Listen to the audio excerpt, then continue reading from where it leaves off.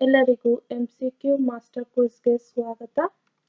ಇಂದಿನ ಮೊದಲನೇ ಪ್ರಶ್ನೆ, 2026ರ ವರದಿಯ ಪ್ರಕಾರ ಭಾರತದ ಪಾಲಿಗೆ ಇರುವ ಅತ್ಯಂತ ದೊಡ್ಡ ಅಪಾಯ ಯಾವುದು ಎಂದು ಗುರುತಿಸಲಾಗಿದೆ? ಉತ್ತರ: ಸೈಬರ್ ಭದ್ರತೆ. Achieving efficiency in MSME sector through convergence of schemes ಎಂಬ ಶೀರ್ಷಿಕೆಯ ವರದಿಯನ್ನು ಬಿಡುಗಡೆ ಮಾಡಿದ ಸಂಸ್ಥೆ ಯಾವುದು?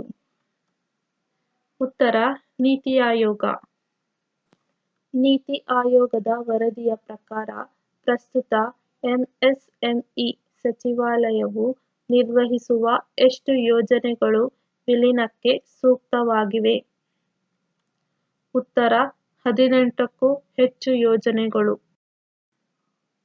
ಭಾರತದ GDP MSME ವಲಯದ ಕೊಡುಗೆ ಸರಿಸುಮಾರು ಎಷ್ಟು? ಉತ್ತರ: 27-30%.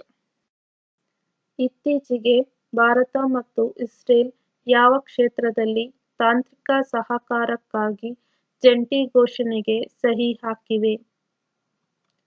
ಉತ್ತರ: ಮೀನುಗಾರಿಕೆ ಮತ್ತು ಜಲಚರ ಸಾಕಣೆ. ಭಾರತದ ಮೀನುಗಾರಿಕೆ ಸಚಿವಾಲಯವು ಯಾವ ಯೋಜನೆಯಡಿ ಇಸ್ರೇಲ್ನ ತಂತ್ರಜ್ಞಾನವನ್ನು ಬಳಸಿಕೊಳ್ಳಲು ಉದ್ದೇಶಿಸಿದೆ? ಉತ್ತರ: ಪ್ರಧಾನಮಂತ್ರಿ ಮತ್ಸ್ಯ ಸಂಪದ ಯೋಜನೆ. ಜನವರಿ 2026ರಲ್ಲಿ ಭಾರತ ಸರ್ಕಾರವು ತಿರುಕ್ಕುರಳ್ ಅನ್ನು ಯಾವ ಭಾಷೆಗೆ ಅನುವಾದಿಸಿ ಆ ದೇಶದೊಂದಿಗೆ ಸಾಂಸ್ಕೃತಿಕ ಸಂಬಂಧ ಬಲಪಡಿಸಲು ಬಿಡುಗಡೆ ಮಾಡಿತು? ಉತ್ತರ: ಸ್ಪ್ಯಾನಿಷ್. ಭಾರತದಲ್ಲಿ ಚುನಾವಣೆಗಳ ಸಂದರ್ಭದಲ್ಲಿ ಬಳಸುವ ಅಳಿಸಲಾಗದ ಶಾಯಿಯನ್ನು ಉತ್ಪಾದಿಸುವ ಏಕೈಕ ಅಧಿಕೃತ ಸಂಸ್ಥೆ ಯಾವುದು? ಉತ್ತರ: Mysore paints and varnish limited.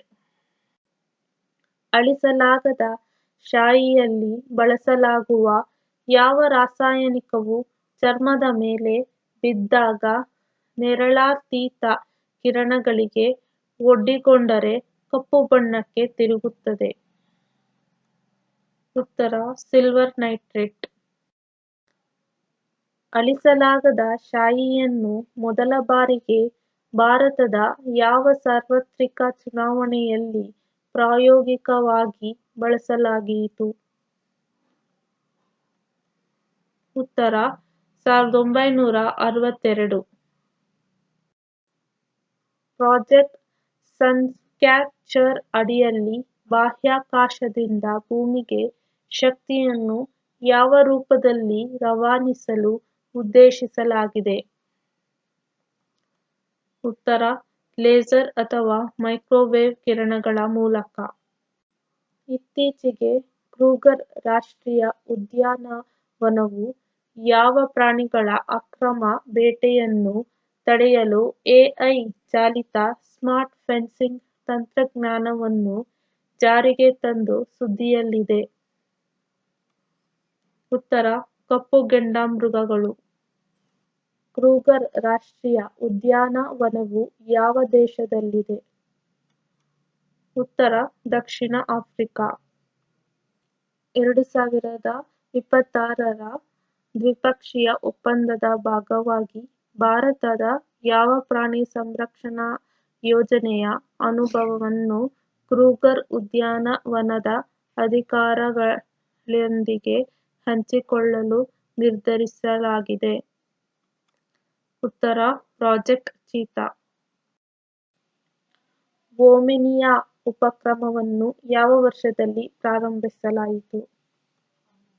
ಉತ್ತರ: 2019.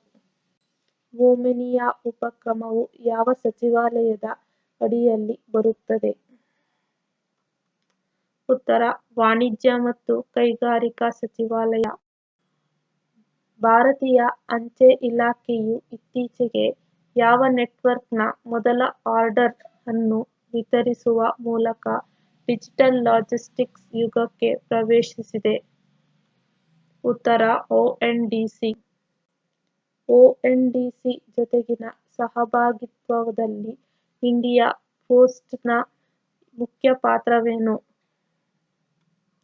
ಉತ್ತರ ಲಾಜಿಸ್ಟಿಕ್ಸ್ ಪಾಲುದಾರನಾಗಿ ಕಾರ್ಯನಿರ್ವಹಿಸುವುದು. ಮಾರ್ಚ್ 2026ರಲ್ಲಿ ಭಾರತವು ಆಯೋಜಿಸಲಿರುವ ಭಾರತ್ ಎಲೆಕ್ಟ್ರಿಸಿಟಿ ಸಮಿಟ್ನ ಮುಖ್ಯ ಉದ್ದೇಶವೇನು?